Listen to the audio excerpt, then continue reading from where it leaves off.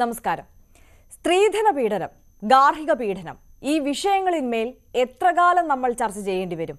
ഇത്രയും കാലം ചർച്ച ചെയ്തിട്ടും പ്രതിഷേധിച്ചിട്ടും നിയമപരമായി നീങ്ങിയിട്ടുമൊക്കെ നമ്മൾ ദിനം പ്രതി കാണേണ്ടി വരുന്നത് വീടിന്റെ അകത്തളങ്ങളിലെ പെൺമരണങ്ങളാണ്, മുറിവേറ്റ സ്ത്രീ മുഖങ്ങളാണ്. ഏറ്റവും ഒടുവിൽ പന്തീരാങ്കാവിലെ സ്ത്രീധന പീഡന വാർത്ത കൂടി നമ്മൾ കാണേണ്ടി വരുമ്പോൾ വിവാഹം ഒരു കുരുക്കാണോ എന്ന് പോലും ചിന്തിക്കേണ്ടി വരുന്നു. വിവാഹം കുരുക്കാകുന്നത് എങ്ങനെയാണ്, എപ്പോഴാണ്? ഈ വിഷയം നമ്മൾ ചർച്ച ചെയ്യുകയാണ്. എല്ലാ പ്രേക്ഷകർക്കും ഒരിക്കൽ കൂടി സ്വാഗതം. എനിക്കൊപ്പം ചർച്ചയിൽ പങ്കെടുക്കുന്നത് ആക്ടിവിസ്റ്റും എഴുത്തുകാരിയുമായ മൃദുല ദേവി എസ്, അഭിഭാഷക അഡ്വക്കേറ്റ് മിനിമോൾ ആർ, ഒപ്പം സൈക്കോളജിസ്റ്റ് നിതിൻ എഫ് എന്നിവരാണ്. സ്വാഗതം മൂന്ന് പേർക്കും ചർച്ചയിലേക്ക്. ഞാൻ ആദ്യം മൃദുല ദേവിയിലേക്ക് പോവുകയാണ്. മൃദുല ദേവി, താങ്കൾ, ഞാൻ ഈ സ്ത്രീധന പീഡനം, ഗാർഹിക പീഡനം എന്നുള്ള വിഷയങ്ങളിലേക്കൊക്കെ വരുന്നതിന് മുമ്പ് ജനറലായ ഒരു കാര്യം ചോദിച്ചോട്ടെ. സ്ത്രീകളെ സംബന്ധിച്ച് വിവാഹം ഒരു കുരുക്കാണോ? വിവാഹം ഒരു കുരുക്കാണോ എന്നാണ് ചോദിച്ചത്? അതെ. ഓക്കെ, ഞാൻ പറയുന്നത് കേൾക്കാമെന്ന് വിശ്വസിക്കുന്നു. അല്ലേ? അതെ അതെ അതെ, കേൾക്കുന്നുണ്ട്, പറഞ്ഞോളൂ. നമുക്ക് ഈ ചോദ്യത്തിന് ഒരു ക്ലിയർ കട്ട് ഉത്തരം നൽകുവാൻ നിലവിലെ സാഹചര്യത്തിൽ വളരെ ബുദ്ധിമുട്ടാണ്. വിവാഹം ഒരു കുരുക്കാണോ എന്ന് ചോദിച്ചാൽ, ഇത് ഈ നമ്മൾ ഒരുമിച്ച് ജീവിക്കുക, രണ്ട് വ്യത്യസ്ത മനുഷ്യര് ഒരുമിച്ച് ജീവിക്കുക, അടുത്ത വംശം ഉണ്ടാവുക, ഭൂമിയുടെ ഒരു നിലനിൽപ്പാണ്. അപ്പൊ ഇതിന് വേണ്ടിയിട്ട് പലതരത്തിലുള്ള ഇൻസ്റ്റിറ്റ്യൂഷൻസ് ഉണ്ട്. അപ്പൊ നമ്മൾ അതിൽ പ്രമുഖമായിട്ട് നമ്മൾ കണ്ടുവെക്കുന്നത് വിവാഹം എന്ന ഒരു സമ്പ്രദായമാണ്. അപ്പൊ ശരിക്കും വിവാഹം എന്ന് പറയുന്നത് നിലവിലെ ഏഷ്യൻ എല്ലായിടങ്ങളിലും തന്നെ, എങ്കിലും ഏഷ്യൻ രാജ്യങ്ങളിൽ, പ്രത്യേകിച്ച് ഇന്ത്യ പോലെയുള്ള രാജ്യങ്ങളിൽ ഇതിന് സ്വത്തുമായിട്ട് വളരെ റിലേറ്റഡ് ആയിട്ടുള്ള ഒരു കാര്യമാണ്. പൊതുവിൽ തന്നെ സ്ത്രീ എന്നത് ഒരു ഡീഗ്രേഡഡ് വസ്തുവായി ഒരു മനുസ്മൃതിവാദത്തിൽ കരുതി പോകുന്ന ഒരു രാജ്യത്താണ് നമ്മൾ ജീവിക്കുന്നത്. അതിൽ നിന്ന് നമ്മൾ ജനാധിപത്യത്തിലോട്ട് മാറിയെങ്കിലും ഈ സ്ത്രീയുടെ അവസ്ഥ, ഈ പൊസിഷൻ ഉയർന്നു വന്നിട്ടില്ല. ഈ പൊസിഷൻ ഉയർന്നു വരാത്ത സ്ത്രീയെ പിന്നീട് സ്ത്രീ എന്ന് പറയുന്നത് ഒരു ഒരു എന്താണ് ഒരു കൈമാറ്റ വസ്തുവായിട്ട് ഉപയോഗിക്കുകയാണ് ചെയ്യുന്നത്. സ്വത്ത് പാട്രിയാർക്കിക്ക്, കുടുംബങ്ങളെ തമ്മിൽ പാട്രിയാർക്കിക്ക് അകത്ത് നിലനിർത്തിക്കൊണ്ട് സ്വത്ത് അപ്പുറത്തും അങ്ങോട്ടും ഇങ്ങോട്ടും കൊണ്ടുപോകുവാൻ വേണ്ടിയിട്ട്, ഒരു ഫാമിലിയിലെ സ്വത്ത് നമ്മുടെ ഫാമിലിയിലേക്ക് വരുവാനും നമ്മുടെ ഫാമിലിയിലെ സ്വത്ത് മറ്റൊരിടത്തോട്ട് പോകാതിരിക്കുവാനും വേണ്ടി ഒരു കൈമാറ്റം ചെയ്യുന്ന ഒരു വ്യക്തിയായാണ്, ഒരു വസ്തുവായിട്ടാണ്, ഒരു ഉപഭോഗ വസ്തുവായിട്ടാണ് സ്ത്രീയെ കമ്പോളത്തിൽ ഉപയോഗിക്കുന്നത്. അങ്ങനെയുള്ള വിവാഹങ്ങൾ കുരുക്ക് തന്നെയാണ്. ഒരു 99% വിവാഹങ്ങളും ലിവിങ് ടുഗദർ സമ്പ്രദായത്തിൽ പോലും ഇത് അങ്ങനെ തന്നെയാണ് പോകുന്നത്. അതെ, അതാണ് അവിടുത്തെ പ്രധാനപ്പെട്ട കാര്യം. ഈ വിവാഹം എന്ന് പറയുന്ന ആ ഒരു ഇൻസ്റ്റിറ്റ്യൂഷനെ മാത്രമല്ല നമ്മൾ പറയുന്നത്. ഇതിപ്പോൾ ആണും പെണ്ണും ഒരുമിച്ച് ജീവിക്കാൻ തുടങ്ങിയാൽ, നേരത്തെ മൃദുലാദേവി തന്നെ സൂചിപ്പിച്ച കാര്യമുണ്ട്, ഇപ്പം ലിവിങ് ടുഗദർ ആണെങ്കിൽ പോലും ഇപ്പോഴും സ്ത്രീകൾ ഒപ്രസ്ഡ് വിഭാഗമാണ്. അവരെ എന്തും ചെയ്യാം എന്നുള്ള ഒരു മനോ അവസ്ഥ എല്ലാവർക്കുമുണ്ട്. അത്തരത്തിലൊരു ചിന്താഗതിയാണ് ഈ സമൂഹത്തിൽ നിലനിന്ന് പോകുന്നത്. അടിച്ചാൽ എന്താ, തൊഴിച്ചാൽ എന്താ, ഒന്ന് ചീത്ത പറഞ്ഞാൽ എന്താ കുഴപ്പം, അത് കേൾക്കേണ്ടവളാണ്, അതൊന്ന് കേട്ടെന്ന് പറഞ്ഞ് എന്താണ് കുഴപ്പം എന്നുള്ള ആ ഒരു പരമ്പരാഗത അല്ലെങ്കിൽ പ്രാകൃത എന്ന് പറയാം, പ്രാകൃത ചിന്താഗതി ഇപ്പോഴും നിലനിന്ന് പോകുന്നത് തന്നെയാണ് ഇപ്പോഴും കുടുംബ ബന്ധങ്ങൾ ശിഥിലമായി പോകാനുള്ള ആത്യന്തികമായ കാരണം, അല്ലേ?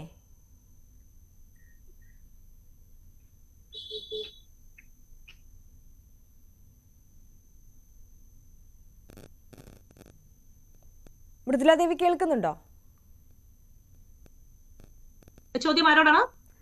എന്നോട് തന്നെയല്ലേ? അതെ അതെ, താങ്കളോട് തന്നെയാണ് ചോദിച്ചത്. ഓക്കെ. അപ്പൊ ഇവിടെ ഈ സ്ത്രീ എന്ന് പറയുന്ന, അതെങ്കിൽ ഈ ഒരു കമ്മോഡിറ്റി ആയിട്ട്, ഒരു വസ്തുവായിട്ട് കരുതപ്പെടുന്ന അതിന് യാതൊരു അഭിപ്രായ സ്വാതന്ത്ര്യവുമില്ല. പെൺകുട്ടിയുടെ ഡിസിഷൻ മേക്കിങ്ങിലോ പെൺകുട്ടിയുടെ ലൈഫിന്റെ ഒരു അപ്ലിഫ്റ്റ്മെന്റിന് വേണ്ടിയിട്ടോ അല്ല വിവാഹം ഉപയോഗിക്കുന്നത്. അതായത് ഏറ്റവും മികച്ച ഫാമിലി ഏതാണോ ആ ഫാമിലിയിലേക്ക് എന്റെ മകളെ ഞാൻ അയക്കുന്നു. ആ മറ്റൊരു ഫാമിലി ഈ പെൺകുട്ടിയെ റിസീവ് ചെയ്യുവാനായിട്ട് കാത്തിരിക്കുന്നത് എങ്ങനെയാണ്? ആ പെൺകുട്ടിയുടെ എത്രമാത്രം സ്വർണം കിട്ടും, എത്രമാത്രം പണം ലഭിക്കും, പിന്നെ അതുപോലെ തന്നെ പെൺകുട്ടിയുടെ മുഴുവൻ സ്വാതന്ത്ര്യവും അവിടെ ഹനിക്കപ്പെട്ടുകൊണ്ടാണ് ഈ വീട്ടിലേക്ക് ഈ പെൺകുട്ടി കടന്നു വരുന്നത്. അതുവരെ ഉണ്ടായിരുന്ന മുഴുവൻ റൂട്ടുകളും ഇളക്കുകയാണ്. അച്ഛനുമായി, അമ്മയുമായി, സഹോദരങ്ങളുമായി. അതൊക്കെ നിലനിൽക്കും കുറച്ച്. പക്ഷെ അതിനകത്തൊക്കെ ഒരു ഡിസിഷൻ മേക്കിംഗ് ആരാണോ ഭർത്താവിന്റെ കുടുംബക്കാര് ഒക്കെയാണ് തീരുമാനമെടുക്കേണ്ടത്. ഇന്നത്തെ ഈ വിഷയത്തിൽ തന്നെ, പന്തീരാങ്കാവിലെ വിഷയത്തിൽ തന്നെ പെൺകുട്ടിക്ക് 3 പുരുഷ സുഹൃത്തുക്കൾ ഉണ്ടായിരുന്നു എന്നുള്ളതിനെ 3 കാമുകന്മാരെ അറ്റ് എ ടൈം ചാറ്റ് ചെയ്തു എന്നൊക്കെയാണ് ഈ നമ്മുടെ പെൺകുട്ടിയുടെ ഈ രാഹുലിന്റെ അമ്മ പറയുന്നത്. അതായത് വിവാഹം കഴിക്കുന്നതോടെ ഒരു പുരുഷന്റെയും ആ പുരുഷന്റെ കുടുംബക്കാരുടെയും കളിപ്പാവയായി മാറിക്കൊണ്ട് ആ പെൺകുട്ടി ചിന്തിക്കണം, അതിന് യാതൊരു സൗഹൃദങ്ങളും പിന്നെ പാടില്ല എന്നാണ് ചിന്തിക്കുന്നത്. എഡ്യൂക്കേറ്റഡ് ആയിട്ടുള്ള പെൺകുട്ടി ആയിക്കോട്ടെ, അല്ലാത്ത പെൺകുട്ടി ആയിക്കോട്ടെ, ആ ഒരു കുടുംബത്തെ മുഴുവൻ നോക്കി പരിപാലിച്ചുകൊണ്ട് അവിടെ നിൽക്കുക. അവൾക്ക് പിന്നീട് ചിന്തിക്കുവാനുള്ള കപ്പാസിറ്റി കൊടുക്കുന്നില്ല യാതൊരു തരത്തിലും. പിന്നെ നമ്മൾ നേരത്തെ പറഞ്ഞ ഈ ലിവിങ് ടുഗദർ, ഇപ്പൊ പിന്നീട് കുറച്ചും കൂടി നമ്മളിപ്പോ ലിവിങ് ടുഗദർ പോലെയൊക്കെ ഉള്ള ഇത് വരുന്നുണ്ട്. ഇപ്പോഴും അതിലൊക്കെ നമ്മൾ കണ്ടുവരുന്നത് എന്താന്ന് വെച്ചാൽ, ആ ബന്ധത്തിനകത്ത് തകർച്ച വരുമ്പോഴും അതിന്റെ മുഴുവൻ വിക്ടിമും ആകുന്നത് മിക്കയിടങ്ങളിലും ഈ പെൺകുട്ടികൾ തന്നെയാണ്. സ്ത്രീയുടെ വിവാഹം എന്ന് പറയുന്നത്, അത് വിവാഹം ഒന്നിച്ച് ജീവിക്കാൻ ഒരു തീരുമാനം എടുക്കുന്നുണ്ടെങ്കിൽ, അതല്ല സിംഗിൾ ആയിട്ട് പോകാനാണ് ആ പെൺകുട്ടി തീരുമാനിക്കുന്നതെങ്കിൽ, അതല്ല വിവാഹം എന്ന ഇൻസ്റ്റിറ്റ്യൂഷനിൽ കൂടി ആണ് പോകാൻ താല്പര്യപ്പെടുന്നെങ്കിൽ, അതല്ല ആ പെൺകുട്ടിക്ക് ഈ 3 സിസ്റ്റവും വേണ്ട, ഒരു കുട്ടി ഉണ്ടാകണം, ആ കുട്ടി ഉണ്ട്. അപ്പൊ ജനാധിപത്യ രാജ്യത്ത് ഇതൊക്കെ അനുവദനീയമാണ്. അങ്ങനെയുള്ള രാജ്യത്ത് എങ്ങനെ തീരുമാനിക്കാനായിട്ട് പെൺകുട്ടിയാണ് തീരുമാനമെടുക്കേണ്ടത്. എന്റെ ലൈഫ് ഞാൻ ആരോടൊപ്പം പങ്കിടണമെന്നും അത് എത്തരത്തിൽ എനിക്ക് പോകണമെന്നും ചിന്തിക്കുവാൻ ഇന്ന് ഈ നിമിഷം വരെ ഒരു സ്ത്രീക്കും കഴിഞ്ഞിട്ടില്ല. അഥവാ അങ്ങനെ ഒരു സ്ത്രീ തീരുമാനിച്ചിട്ടുണ്ടെങ്കിൽ ആ സ്ത്രീകളൊക്കെ പൊതുബോധ സങ്കല്പത്തിനും അപ്പുറമുള്ള മോറൽ പോലീസിങ്ങിന് വിധേയരായിക്കൊണ്ടേയിരിക്കുകയാണ് ചെയ്യുന്നത്. അതാണ് എന്റെ ഇതിൽ ഞാൻ പറയുന്നത്. അപ്പൊ ഇതൊക്കെ കുരുക്കാണോ എന്ന് ചോദിച്ചു കഴിഞ്ഞാൽ ഇതിനൊക്കെ സർവ്വ സ്വീകാര്യതയുള്ള കുരുക്കുകൾ തന്നെയാണ്. ഇതിൽ നിന്ന് പിന്നെ എങ്ങനെ പൊട്ടിച്ചെറിയണം എന്ന് ചോദിക്കുകയാണെങ്കിൽ, ആ പൊട്ടിച്ചെറിയാൻ സ്ത്രീക്ക് തന്നെ സാധിക്കാത്ത വിധം സങ്കീർണമായ കുരുക്കുകൾക്കകത്താണ് ഇത് പെട്ടുകിടക്കുന്നത്. അതല്ല, ഇപ്പൊ വിസ്മയുടെ വിഷയം കഴിഞ്ഞു, ഉത്തരയുടെ വിഷയം കഴിഞ്ഞു, സുചിത്രയുടെ വിഷയം കഴിഞ്ഞു. അങ്ങനെ എന്റെ മനസ്സിൽ പെട്ടെന്ന് വരുന്ന കാര്യങ്ങളാണ് ഞാൻ പറയുന്നത്. നിരവധിയായ കാര്യങ്ങൾ അറിയപ്പെടാതെ പോകുന്നു. ഇതൊക്കെ ഇവിടെ നടന്നിട്ടും ഇതിനൊക്കെ എതിരെ പൊതുജന പ്രതിഷേധം ഒക്കെ ഉണ്ടായിട്ടും ഒരു നവവധു ക്രൂരമായി ആക്രമിക്കപ്പെടുകയും, പക്ഷെ ആ പെൺകുട്ടിക്കെതിരെ വളരെ മ്ലേച്ഛമായ രീതിയിലുള്ള കാര്യങ്ങൾ പൊതുസമൂഹം കേൾക്കുന്ന തരത്തിൽ പറയുവാനായിട്ട് മറ്റൊരു സ്ത്രീക്കോ അല്ലെങ്കിൽ ആർക്കും തന്നെ ഒരു ബുദ്ധിമുട്ടും ഉണ്ടാകുന്നില്ല. ഇപ്പോ ഞാൻ ലാസ്റ്റ് ചർച്ചയ്ക്ക് കയറി വരുന്നതിന് മുൻപ് പല ചാനലുകളിലെയും ഈ ഡിസ്കഷന് താഴെ പെൺകുട്ടിക്ക് 3 കാമുകന്മാരുണ്ട് എന്ന ഒരു ഡയലോഗ് ഇവരുടെ അമ്മ പറഞ്ഞെടുത്ത് പെൺകുട്ടിയെ നീചമായി ആക്രമിക്കുവാൻ തയ്യാറായ ഒരു പൊതുസമൂഹം ഇവിടെ കാത്തിരിപ്പുണ്ട്. ഒരു പെൺകുട്ടിക്ക് വ്യത്യസ്ത ജെൻഡറുകളിലുള്ള സുഹൃത്തുക്കൾ ഉണ്ടാകുന്നത് കേൾക്കുവാൻ നമ്മുടെ സമൂഹം തയ്യാറാകുന്നില്ല. വിവാഹിതയാണെങ്കിൽ, ലിവിങ് ടുഗദർ ആണെങ്കിൽ, സിംഗിളായി തീരുമാനിക്കുകയാണെങ്കിൽ അവളുടെ ഫ്രണ്ട് ആരാണെന്ന് സമൂഹം തീരുമാനിക്കും. അങ്ങനെ ഉള്ളിടത്ത് വിവാഹം എന്നുള്ള പെൺകുട്ടിയുടെ ജീവിതം തന്നെ എടുക്കാം. അതെ, വളരെ പ്രധാനപ്പെട്ട കാര്യമാണ് ശ്രീ മൃദുല ദേവി പറഞ്ഞത്. ഞാൻ അഡ്വക്കേറ്റ് മിനിമോളിലേക്ക് കൂടി ഒന്ന് പോവുകയാണ്. ഇവിടെ ഇപ്പോൾ പറഞ്ഞൊരു കാര്യമുണ്ട്, അതായത് ഈ സോഷ്യൽ മീഡിയയിൽ അടക്കം ചർച്ചയാകുന്ന ഒരു വിഷയം. ഇപ്പോൾ മൃദുല ദേവി സൂചിപ്പിച്ചതുപോലെ തന്നെ ഈ പന്തീരാങ്കാവ് കേസ് എടുക്കുകയാണെങ്കിൽ ഈ പെൺകുട്ടിക്ക് 3 ആൺ സുഹൃത്തുക്കൾ ഉണ്ടായിരുന്നു എന്നുള്ള ഒരു ആരോപണം ഈ രാഹുലിന്റെ പ്രതിയുടെ അമ്മ ഉയർത്തുന്നു. അതിന് പിന്നാലെയാണിപ്പോൾ സമൂഹം മുഴുവൻ പൊക്കൊണ്ടിരിക്കുന്നത്. ഓക്കെ, അങ്ങനെ ഒരു 3 ആൺ സുഹൃത്തുക്കൾ ഉണ്ടായിരുന്നു, അവരുമായി ചാറ്റ് ചെയ്യുന്ന പെൺകുട്ടിയാണെങ്കിൽ ഓക്കെ, അവൾ നേരിട്ട ആക്രമണങ്ങളെല്ലാം അതോടുകൂടി ഇല്ലാതാവുകയാണ്, അവൾ സഹിക്കേണ്ടവളാണ് എന്നുള്ളൊരു പൊതുബോധ്യത്തിലേക്കാണ് എല്ലാം എത്തുന്നത്. ഈ പറഞ്ഞ നേരത്തെ നമ്മൾ സൂചിപ്പിച്ച എല്ലാ വിഷയങ്ങളും, എല്ലാ പെൺകുട്ടികളുടെ കാര്യങ്ങളും എടുക്കുമ്പോഴും എപ്പോഴും വിക്ടിം ആയിക്കൊണ്ടിരിക്കുന്നത് പെൺകുട്ടികൾ തന്നെയാണ്.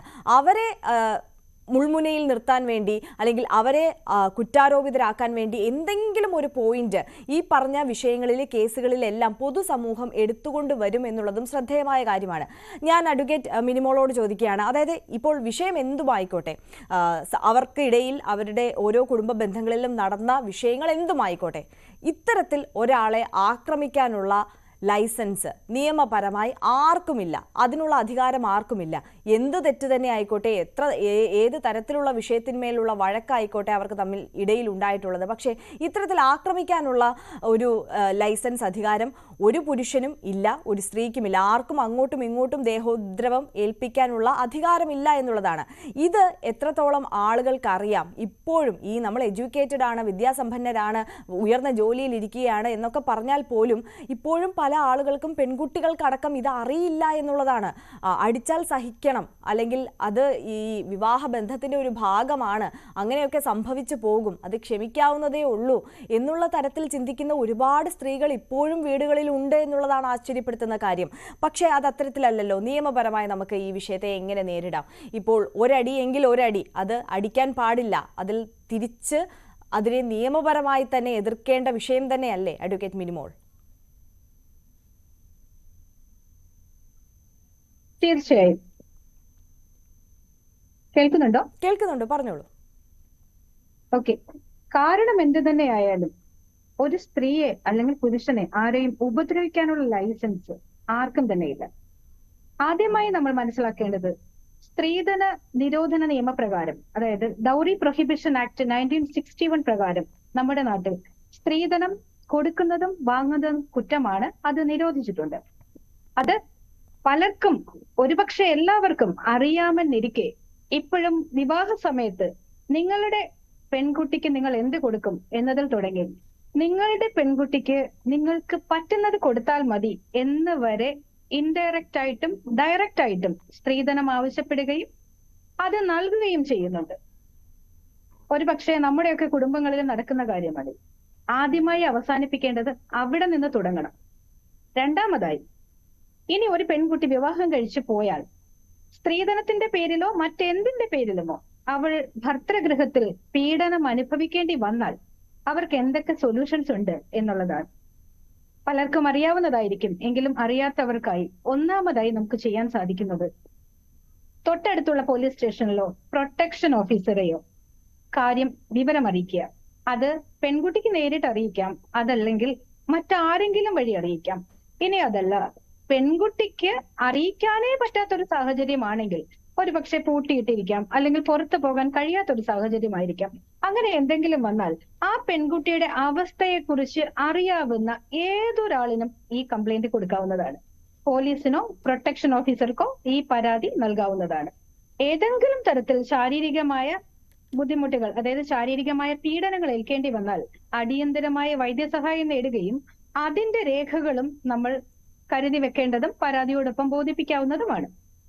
രണ്ടാമതായി നമുക്ക് ചെയ്യാൻ സാധിക്കുന്നത് തൊട്ടടുത്ത, അതായത് നമ്മുടെ ജൂറിസ്ഡിക്ഷൻ പരിധിയിൽ വരുന്ന മജിസ്ട്രേറ്റ് കോടതിയിൽ ഗാർഹിക പീഡന നിരോധന നിയമപ്രകാരം protection of woman from domestic violence act 2005 പ്രകാരം നമുക്കൊരു കംപ്ലൈന്റ് ബോധിപ്പിക്കാവുന്നതാണ്. ആ കംപ്ലൈന്റ് ബോധിപ്പിക്കുന്നത് വഴി പെൺകുട്ടിക്ക് മാനസികവും ശാരീരികവും സാമ്പത്തികവുമായ സംരക്ഷണം, അതായത് ഒരു ഉപദ്രവം ഏൽക്കാതെയുള്ള സംരക്ഷണം ലഭിക്കുന്നതിനുള്ള പ്രൊട്ടക്ഷൻ ഓർഡർ, അതുപോലെ വിവാഹം കഴിച്ച് ഭർതൃഗൃഹത്തിൽ എത്തുന്ന പെൺകുട്ടിക്ക് ഭർത്താവിനോടൊപ്പം ഇപ്പോൾ താമസിച്ചുകൊണ്ടിരിക്കുന്ന വീട്ടിൽ തുടർന്നും യാതൊരു തടസ്സങ്ങളുമില്ലാതെ ജീവിച്ചു പോകുന്നതിന് ഉള്ള റെസിഡൻസ് ഓർഡർ, സമാധാനമായി ജീവിക്കുന്നതിനുള്ള റെസിഡൻസ് ഓർഡർ, അതുപോലെ അവളുടെ ചെലവിനാവശ്യമായ മെയിന്റനൻസ് ഓർഡർ, അതുപോലെ ശാരീരികവും മാനസികവും സാമ്പത്തികവുമായി അവൾ മുന്നേ അനുഭവിച്ചിട്ടുള്ള പീഡനങ്ങളുടെയും അനുഭവിച്ചിട്ടുള്ള നഷ്ടങ്ങളുടെയും എല്ലാം കോമ്പൻസേഷൻ, അതായത് നഷ്ടപരിഹാരം തുടങ്ങിയ പല തരത്തിലുള്ള റിലീഫുകളും നമുക്ക് ഈ ഒരു കംപ്ലൈന്റിലൂടെ നേടിയെടുക്കാവുന്നതാണ്. ഒപ്പം നമ്മളെ ഉപദ്രവിച്ചവർക്ക് ശിക്ഷ വാങ്ങിക്കൊടുക്കാനും നമുക്ക് സാധിക്കുന്നതാണ്. ഇവിടെ നമുക്ക് പലർക്കും അറിയാത്തൊരു വിഷയമാണ് ഈ ഗാർഹിക പീഡന നിരോധന നിയമപ്രകാരം പരാതി കൊടുക്കുന്നതിന് ശാരീരിക ഉപദ്രവം നിർബന്ധമാണോ എന്നത്. ഒരിക്കലുമല്ല. ഗാർഹിക പീഡന നിരോധന നിയമത്തിന്റെ പരിധിയിൽ ശാരീരികവും മാനസികവും സാമ്പത്തികവും അതുപോലെ വൈകാരികവുമായ പീഡനങ്ങൾ പോലും ഉൾപ്പെടുന്നുണ്ട്. നിരന്തരമായി ഒരു പെൺകുട്ടിയെ മാനസികമായി ടോർച്ചർ ചെയ്യുന്നത് പോലും ഗാർഹിക പീഡന നിരോധന നിയമത്തിന്റെ പരിധിയിൽ വരുന്ന ഒരു വിഷയമാണ്. അത് മനസ്സിലാക്കണം. അതുപോലെ ഭാര്യയുടെ സ്വത്ത്, ഭാര്യയുടേതായ എന്ത് സ്വത്തും ഭാര്യയുടെ അറിവോ സമ്മതമോ താല്പര്യമോ ഇല്ലാതെ ഭർത്താവ് ദുർവിനിയോഗം ചെയ്താൽ അതുപോലും ഈ നിയമത്തിന്റെ പരിധിയിൽ പീഡനം എന്ന അർത്ഥത്തിൽ തന്നെ വരും. ആ പെൺകുട്ടി ഈ പരിധി നിയമത്തിൽ അഗ്രീവ്ഡ് പേഴ്സൺ, അതായത് കഷ്ടത അനുഭവിച്ച വ്യക്തി എന്നുള്ള ഒരു ആസ്പെക്റ്റിൽ വരും. ഈ രണ്ട് കാര്യങ്ങളും നമുക്ക് ഇമ്മീഡിയറ്റ് ആയിട്ട് ചെയ്യാൻ പറ്റുന്ന കാര്യമാണ്. അതുപോലെ മൂന്നാമത്തെ കാര്യം, ഇതുവരെ നമ്മളോട് ഏൽപ്പിച്ച ക്രൂവൽറ്റി എന്നാണ് നമ്മൾ അതിനകത്ത് ഉപയോഗിക്കുന്നതെങ്കിലും അതിലും മാനസികവും ശാരീരികവും സാമ്പത്തികവുമായ എല്ലാ കാര്യങ്ങളും അതിലും വരുന്നുണ്ട്. സ്ത്രീധനത്തിന്റെ പെർവ്യൂവും അതിൽ വരുന്നുണ്ട്. ഇതെല്ലാ കാര്യങ്ങളും ചേർത്ത് നമ്മൾ പോലീസിൽ ഒരു പരാതി നൽകുക. ആ പരാതി പ്രകാരം section 498A Indian penal code പ്രകാരം പോലീസ് കേസെടുത്ത് പ്രതിക്കെതിരെ, പ്രതി ഭർത്താവാകാം, ഭർത്താവിന്റെ വീട്ടുകാരാകാം. പക്ഷെ ഭർത്താവിന്റെ വീട്ടുകാര് എന്ന് പറയുമ്പോൾ അവർ ഉപദ്രവിച്ച ആൾക്കാരായിരിക്കണം. ഇപ്പൊ പൊതുവെ ഉപദ്രവിക്കാത്തവരെയൊക്കെ ഉൾപ്പെടുത്തി ഒരുപാട് കേസുകൾ വരുന്നുണ്ട്. പക്ഷെ നമ്മൾ എന്ത് ചെയ്യുമ്പോഴും അത് എത്തിക്കലി ചെയ്യണം എന്ന അഭിപ്രായമുള്ള ഒരാളാണ് ഞാൻ. അതുകൊണ്ടാണ് പറയുന്നത്, നമ്മളെ ഉപദ്രവിച്ച ഭർത്തൃ വീട്ടുകാർക്കും എതിരെ നമുക്ക് പരാതി കൊടുക്കാവുന്നതാണ്. ഉപദ്രവം കണ്ടു നിന്നിട്ടും തിരികെ പ്രതികരിക്കാതിരുന്ന വീട്ടുകാരെ നമുക്കിതിൽ പ്രതി ചേർക്കാനാകുമോ? തീർച്ചയായും. ഉപദ്രവം എന്ന് പറയുമ്പോൾ നമ്മളെ ഉപദ്രവിക്കുന്നത് സൈലന്റ് സ്പെക്ടേറ്റർ ആയിട്ട്, അതായത് സൈലന്റ് ആയിട്ട് വീക്ഷിച്ചുകൊണ്ട് നിൽക്കുക എന്ന് പറഞ്ഞാൽ തന്നെ ദാറ്റ് മീൻസ് അവിടെ ഒരു കോൺസ്പിറസി ഉണ്ടെന്നുള്ളതാണ്. അതായത് അവര് ഇത് സപ്പോർട്ട് ചെയ്യുന്നുണ്ടെന്നുള്ളതാണ്. തീർച്ചയായും അവരെ ഉൾപ്പെടുത്താൻ പറ്റും ഈ കേസിൽ. കാരണം തന്റെ മകന്റെ ഭാര്യ മറ്റൊരു വീട്ടിൽ വളർന്ന ഒരു പെൺകുട്ടി നമ്മുടെ വീട്ടിൽ വരുമ്പോ ആ പെൺകുട്ടിയെ സംരക്ഷിക്കേണ്ട ഉത്തരവാദിത്വം ആ വീട്ടിലെ അച്ഛനമ്മമാർക്കുണ്ട്, ഉറപ്പാണ്. അവരുടെ മകനെ പോലെ തന്നെ കാണേണ്ട ആ പെൺകുട്ടി അവരുടെ കൺമുന്നിൽ ഉപദ്രവം അനുഭവിക്കുമ്പോൾ തീർച്ചയായും അതിന് പ്രതികരിക്കേണ്ടത് അവരുടെ ധാർമ്മികമായ ഉത്തരവാദിത്വമാണ്. ധാർമ്മികം മാത്രമല്ല, ലീഗൽ റെസ്പോൺസിബിലിറ്റി കൂടിയാണ്. തീർച്ചയായും അങ്ങനെ ചെയ്യുന്നുണ്ടെങ്കിൽ അത് അവരുടെ ഒത്താശയോടെ തന്നെയാണ് ചെയ്യുന്നതെന്ന് നമുക്ക് പറയേണ്ടി വരും. അപ്പൊ തീർച്ചയായും അവരെ നമുക്ക് ഇതിൽ പ്രതി ചേർക്കാൻ പറ്റും. 3 വർഷം വരെ ശിക്ഷ കിട്ടാവുന്ന ഒരു കുറ്റമാണിത്. ഈ കാര്യത്തിൽ പ്രത്യേകിച്ച് പറയാനുള്ളത്, സെക്ഷൻ 498A പ്രകാരമായാലും ഗാർഹിക പീഡന നിരോധന നിയമപ്രകാരമായാലും നമ്മൾ കേസ് കൊടുക്കുമ്പോൾ, ഒരു പരാതി കൊടുക്കുമ്പോൾ കൃത്യമായ വസ്തുതകൾ ഉൾപ്പെടുത്തുക എന്നുള്ളത്. കാര്യം പെട്ടെന്ന് ഒരു പരാതി നമ്മൾ എഴുതി കൊടുക്കുകയാണ്, എങ്ങനെ എന്നെ ഉപദ്രവിക്കുന്നു എന്നൊക്കെ പറഞ്ഞ് നമ്മൾ പെട്ടെന്ന് ഒരു പരാതി എഴുതി കൊടുത്തു. ആ പരാതിയുടെ മേൽ ഇമ്മീഡിയറ്റ് ആയിട്ട് ഒരു നടപടി ഉണ്ടായിട്ടുണ്ടാവാം, അല്ലെങ്കിൽ ആ വ്യക്തി ജാമ്യത്തിൽ പോയിട്ടുണ്ടാവാം, വാട്ട് എവർ ബി. പക്ഷെ നമ്മളത് കൃത്യമായിട്ടല്ല ചെയ്യുന്നതെങ്കിൽ ഒരിക്കലും ആ ഒരു പരാതി അവസാനം ഫലം കാണത്തില്ല. ആ കേസ് തേഞ്ഞുമാഞ്ഞു പോവും, വെറുതെ വിടും. അതുകൊണ്ട് നമ്മൾ നേരിട്ട് കറക്റ്റായിട്ട് കൊടുക്കുന്ന ഒരു പരാതി ആണെന്നുണ്ടെങ്കിൽ നമ്മൾ അനുഭവിക്കുന്ന ബുദ്ധിമുട്ടുകൾ, നമ്മൾ പീഡനമേറ്റ സാഹചര്യങ്ങൾ, നമ്മുടെ സമ്പത്ത് ചൂഷണം ചെയ്യപ്പെട്ട ദിവസങ്ങൾ, അത് കൃത്യമായും അതിന്റെ ഡേറ്റ്, ആ സമയം അത് കൃത്യമായി പരാതിയിൽ കൊടുക്കാൻ ശ്രദ്ധിക്കുക. ഇപ്പോൾ ശാരീരിക പീഡനമാണെങ്കിൽ അത് മുറിവേറ്റതിന്റെ, മർദ്ദനമേറ്റതിന്റെ ഒക്കെ പാടുകൾ അടങ്ങുന്ന ചിത്രങ്ങളോ വീഡിയോകളോ ആണെങ്കിൽ കേസിന് കൂടുതൽ പിൻബലം ഉണ്ടാകും അല്ലേ? തീർച്ചയായും. പക്ഷെ എവിടെയും ഞാൻ പറയുന്നു, ഗാർഹിക പീഡനത്തിന്റെ പരിധിയിൽ ശാരീരിക പീഡനം മാത്രമല്ല വരുന്നത്. അതെ, ശാരീരിക പീഡനം വൺ ഓഫ് ദി റീസൺസ് മാത്രമാണ്. ഈവൻ ഇമോഷണൽ ടോർച്ചർ പോലും ഗാർഹിക പീഡനത്തിന്റെ പരിധിയിൽ വരുന്നു. അതായത് ജോലിക്ക് പോകുന്ന ഒരു പെൺകുട്ടിയെ ജോലിക്ക് പോയി കഴിഞ്ഞാൽ വന്നു കഴിഞ്ഞാൽ സമാധാനമായി വീട്ടിലിരുന്ന് ബാക്കി കാര്യങ്ങൾ ചെയ്യാൻ സമ്മതിക്കാതിരിക്കുക, അല്ലെങ്കിൽ ജോലിക്ക് പോകാൻ സമ്മതിക്കാതിരിക്കുക, പോകാതിരിക്കാൻ വേണ്ടി വണ്ടിയുടെ ചാവി എടുത്ത് മാറ്റി വെക്കുക, അങ്ങനെയുള്ള പലതരത്തിലും ഒരു അഡ്വക്കേറ്റ് മിനിമോൾ പറഞ്ഞത് ഒരു പ്രസക്തമായ കാര്യമാണ്. ഈ ഗാർഹിക പീഡനം എന്ന് പറയുമ്പോൾ നമ്മൾ പൊതുവെ ഈ ശാരീരികമായിട്ടുള്ള ആക്രമണം മാത്രമാണ് എപ്പോഴും മുന്നിൽ നിർത്തി കാണുന്നത്. പക്ഷെ അത് മാത്രമല്ല, മാനസികമായി ഒരു പെൺകുട്ടി അനുഭവിക്കുന്ന ഒരുപാട് വിഷമങ്ങൾ ഉണ്ടാകാം, ആ കുടുംബത്തിൽ നിന്ന് അല്ലെങ്കിൽ ആ ഭർത്താവിൽ നിന്നും മറ്റുമൊക്കെ. ഞാൻ സൈക്കോളജിസ്റ്റായ നിതിനിലേക്ക് പോവുകയാണ്. ശ്രീ നിതിൻ, ഇവിടെ ഈ പറഞ്ഞ ഈ സൈക്കോളജിക്കലി ഒരു പെൺകുട്ടി ആക്രമിക്കപ്പെടുന്ന ഒരു സാഹചര്യമുണ്ടല്ലോ, അത് പലപ്പോഴും അവഗണിക്കുന്നതാണ്. അതായത് അത് സാധാരണമാണ്. ഇത്തരത്തിലുള്ള പ്രശ്നങ്ങളെയൊക്കെ ഹസ്ബൻഡ് എന്താണ് പറയുന്നത് അല്ലെങ്കിൽ വീട്ടുകാരെന്താണ് പറയുന്നത് അതനുസരിച്ച് മുന്നോട്ട് പോയാൽ മതി എന്നുള്ള ഒരു പൊതുധാരണയുണ്ട്. അതിൻ്റെ പുറത്താണ് പലരും സഹിക്കുന്നത്. ഈ നമ്മളുടെ സാമൂഹിക വ്യവസ്ഥ വെച്ച് നോക്കുമ്പോഴും പൊതുവെ അറേഞ്ച്ഡ് മാരേജിലേക്ക് കടക്കുമ്പോൾ ആദ്യമായി കണ്ട ഒരു പുരുഷനെ ഒരു 5-10 മിനിറ്റ് നേരം മാത്രം സംസാരിച്ച്, അല്ലെങ്കിൽ വിവാഹത്തിലേക്ക് എത്തുന്നതിന് മുമ്പ് 1 മാസമോ 2 മാസമോ മാത്രം പരിചയമുള്ള ആളുകളാണ് ഈ വിവാഹ ബന്ധത്തിലേക്ക് കടക്കുന്നത്. അവിടെ ഇവരുടെ മനോനില എന്താണ്, ഇവരുടെ മാനസികാവസ്ഥ എന്താണ്, നമ്മൾ കല്യാണം കഴിക്കാൻ പോകുന്ന പാർട്ട്ണറിൻ്റെ മനസ്സെന്താണ് എന്നുള്ളത് മനസ്സിലാക്കാൻ പലപ്പോഴും സാധിക്കാതെ പോകുന്നതാണ് ഈ കുടുംബ ബന്ധങ്ങൾ ശിഥിലമാകാൻ പോകുന്നത്, അല്ലെങ്കിൽ പിന്നീട് വിവാഹബന്ധത്തിൽ പ്രശ്നമുണ്ടാകുന്നതും ഡിവോഴ്സിലേക്കൊക്കെ കടക്കാനുള്ള കാരണമാകുന്നതും ഇതുപോലുള്ള അക്രമ സംഭവങ്ങളിലേക്ക് പോലും കാര്യങ്ങൾ എത്തുന്നത്. നമ്മളുടെ മുന്നിൽ നിൽക്കുന്ന ഒരാളുടെ മാനസികാവസ്ഥ എന്താണ്, അല്ലെങ്കിൽ ഒരു ടോക്സിക് റിലേഷൻഷിപ്പ് എവിടെയാണ് തുടങ്ങുന്നത്, എങ്ങനെയാണ് എന്നുള്ളത് നമുക്ക് എങ്ങനെ മനസ്സിലാക്കാൻ പറ്റും? അല്ല, ഇത് എന്തുകൊണ്ടാണ് റിപ്പീറ്റ് ചെയ്യുന്നു എന്നുള്ളതാണ് എനിക്ക് ഏറ്റവും പ്രധാനമായിട്ടും നമ്മുടെ സൊസൈറ്റി ഡീപ്പായിട്ട് ചിന്തിക്കേണ്ടുന്ന ഒരു കാര്യം. അപ്പോ ഇതുപോലുള്ള ഇഷ്യൂസ് വീണ്ടും വീണ്ടും വന്നുകൊണ്ടിരിക്കുകയാണ്. പല ഒക്കറൻസിൽ പല രീതിയിലുള്ള ഡിസ്കഷൻസ് വരുന്നുണ്ട്. അപ്പൊ ഇതൊന്നും ഒരു റിയൽ ആയിട്ടുള്ള ഇതിന്റെ ഒരു റൂട്ട് കോസിലേക്ക് നമ്മുടെ ഡിസ്കഷൻസ് ഒന്നും എത്തുന്നില്ല എന്നുള്ളതാണ് പലപ്പോഴും എനിക്ക് തോന്നിയിട്ടുള്ള ഒരു പ്രധാനപ്പെട്ട കാര്യം. കാരണം ഇപ്പൊ ഒരു റിലേഷൻഷിപ്പ്, ഒരു മാരിറ്റൽ റിലേഷൻഷിപ്പ് എന്ന് പറയുമ്പോൾ രണ്ടു പേര് തമ്മിലുള്ള ഒരു മ്യൂച്വൽ കോൺട്രാക്ട് ആണ്, അല്ലെങ്കിൽ ഒരു എഗ്രിമെന്റ് ആണ്.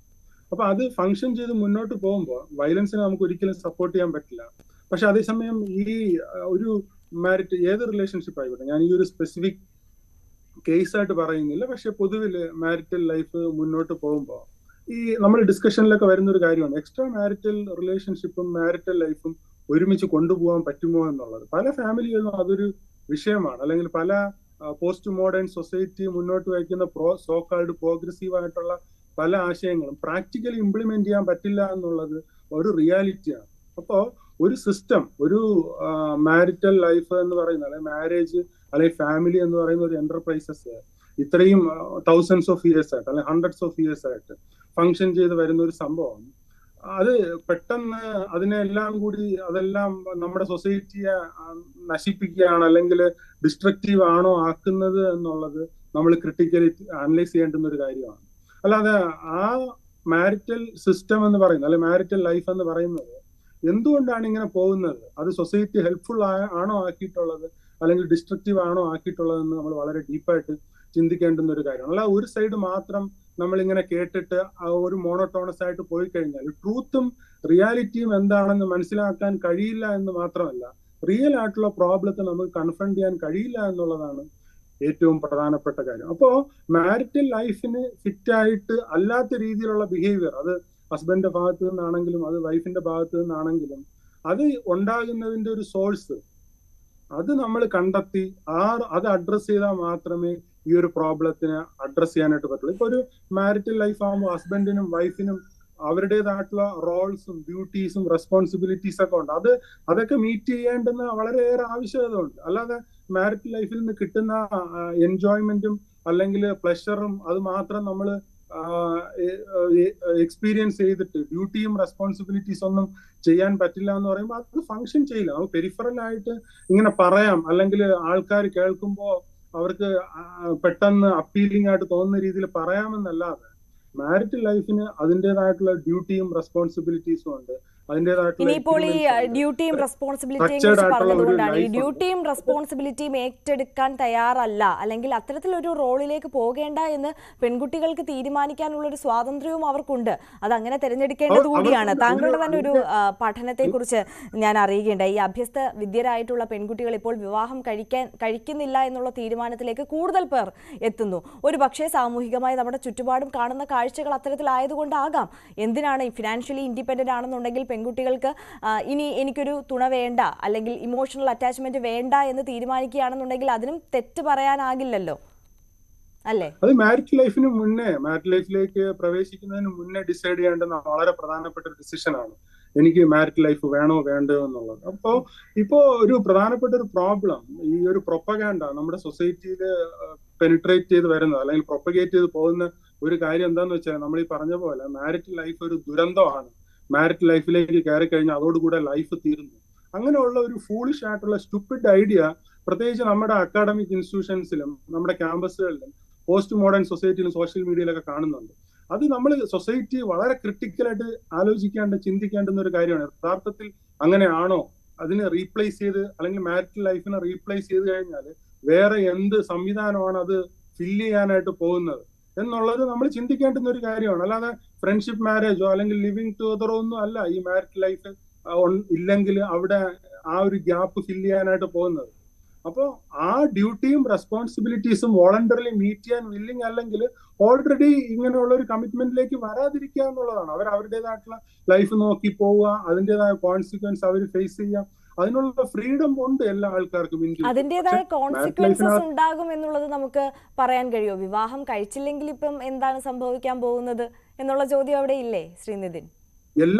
എല്ലാ ഡിസിഷൻസിനും അതിൻ്റെതായ അഡ്വാൻറ്റേജും കോൺസിക്വൻസും ഉണ്ട്. അപ്പോ കോൺസിക്വൻസ് എന്താന്ന് വെച്ചാൽ മാരിഡ് ലൈഫ് ഇല്ലെങ്കിൽ പോസിബിളി ഉണ്ടാവുന്ന കോൺസിക്വൻസ് എന്താന്ന് വെച്ചാൽ ഹയസ്റ്റ് ആയിട്ടുള്ള സോഴ്സ് ഓഫ് മീനിങ് ആണ് ലൈഫിൽ നഷ്ടപ്പെടുന്നത്. നമുക്ക് മാരിറ്റൽ ലൈഫ് എന്ന് പറയുന്നത് ഇന്റർനാഷണലി തന്നെ ക്രോസ് കൾച്ചറലി ഇവാലുവേറ്റ് ചെയ്തിരിക്കുന്നത് സോഴ്സ് ഓഫ് മീനിങ്, നമ്മൾ ജീവിക്കുന്നതിന്റെ ഒരു അർത്ഥം കണ്ടെത്താനുള്ള ഹയസ്റ്റ് സോഴ്സ് ആണ് മാരിറ്റൽ ഫാമിലി ലൈഫിനെ കാണുന്നത്.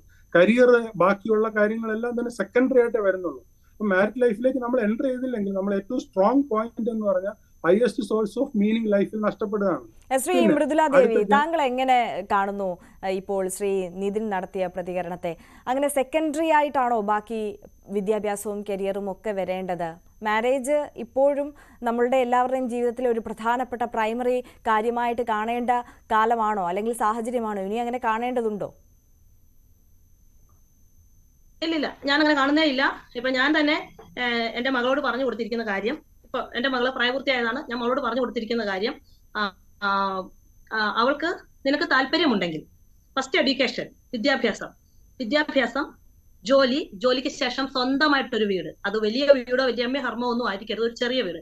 കാരണം നാളെ സോഷ്യൽ സ്റ്റാറ്റസിന്റെ പേരിൽ ഞാൻ നിന്നെ സ്വീകരിക്കാത്ത ഒരവസ്ഥ വരാം. ചിലപ്പോൾ എന്റെ ബിഹേവിയർ എന്താണെന്ന് എനിക്ക് ഇപ്പൊ പറയാം, എനിക്ക് മാറ്റി ചിന്തിക്കാൻ മേലൊന്നും പറയാൻ പറ്റില്ലല്ലോ.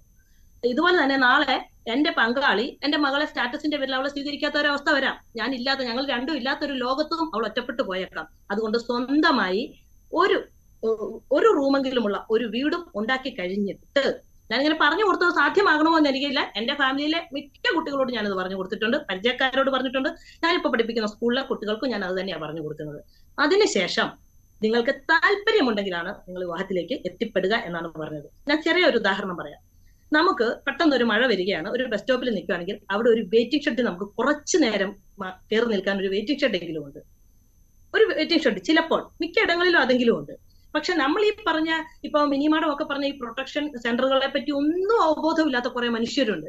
വീട്ടിൽ ചിലപ്പോൾ വീട്ടുകാരെ സ്വീകരിക്കാൻ തയ്യാറാണ്. സപ്പോസ് ഇപ്പൊ എന്റെ മകളാണെന്ന് വെക്കുക, ഞാനൊരു ഹാർട്ട് പേഷ്യന്റ് ആണെന്ന് വെക്കുക, എന്റെ മകൾക്ക് അവളെ വിവാഹം കഴിച്ചയച്ച വീട്ടിലേക്ക് ഒരു പ്രശ്നമുണ്ടെങ്കിൽ അവൾ ചിലപ്പോൾ ചിന്തിക്കുന്നത് എന്താണോ, എന്റെ അമ്മയ്ക്ക് പെട്ടെന്ന് ഹാർട്ടിന് പ്രോബ്ലം ഉണ്ടായാലോ എന്നോർത്ത് അവൾ വരാതിരിക്കും.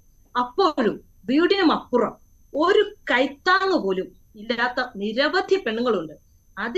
ഒരു പെൺകുട്ടിയെ പറ്റിയാണ് നമ്മൾ ഇപ്പൊ സംസാരിച്ചുകൊണ്ടിരിക്കുന്നത്.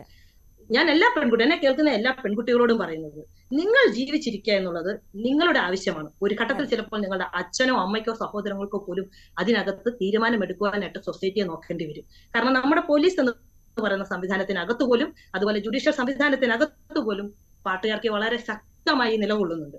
യാതൊരു തരത്തിലും മാരേജ് അല്ല ഒരു വ്യക്തിയുടെ ജീവിതത്തിലെ ഏറ്റവും പരമപ്രധാനമായ കാര്യം. ജീവിച്ചിരിക്കുക, അത് മറ്റൊരാളുടെ തല്ലുകൊള്ളാതെ ജീവിച്ചിരിക്കുക. മനുഷ്യരെ തല്ലുക എന്ന് പറയുന്നത് ഏറ്റവും അധമമായ പ്രവൃത്തിയാണ്. അത് എന്റെ മകൻ അല്ലെങ്കിൽ ഒരു പുരുഷൻ വിവാഹം കഴിച്ചുവെങ്കിൽ അവന് തല്ലാനുള്ളത് ആര് ചെണ്ടയാണെന്ന് ചിന്തിക്കുന്നത് തെറ്റാണ്. വീണ് കിടക്കുന്ന ചെണ്ട പാട്ടറിയാവുന്നവരും കൂടി കേറി കൊട്ടുന്ന തരത്തിലാണ് പല പെൺകുട്ടികളുടെയും ജീവിതം. അതെ, വളരെ പ്രധാനപ്പെട്ട ഒരു കാര്യമാണ് ശ്രീ മൃദുല ദേവി പറഞ്ഞത്. വളരെ പ്രധാനപ്പെട്ട ഒരു പോയിന്റാണ്. സമയപരിമിതി ഉള്ളത് കൊണ്ടാണ് ഇടപെടുന്നത്. നമ്മുടെ ചർച്ചയുടെ സമയം ഇവിടെ അവസാനിക്കുകയാണ്. പങ്കെടുത്ത എല്ലാ അതിഥികൾക്കും ഒരിക്കൽ കൂടി നന്ദി അറിയിക്കുകയാണ്. ചർച്ചയുടെ സമയം അവസാനിക്കുകയാണ്. നമസ്കാരം.